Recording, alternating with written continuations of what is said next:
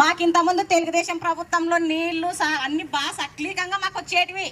ఇప్పుడు ఈ వైఎస్ఆర్ వచ్చినాక మాకు నీళ్లు లేవు, పంటలు లేవు. చెరుకు నీళ్లు ఇస్తానని జగన్ చెరుకు నీళ్లు ఇస్తలే. మాకు చాలా కష్టంగా అయిపోయింది. మొన్నటి నుంచి మాకు టీడీపీలే నీళ్లు తోలి మమ్మల్ని ఆదుకున్నారు. ఇంతవరకు అయింది. సర్పంచ్ వైఎస్ఆర్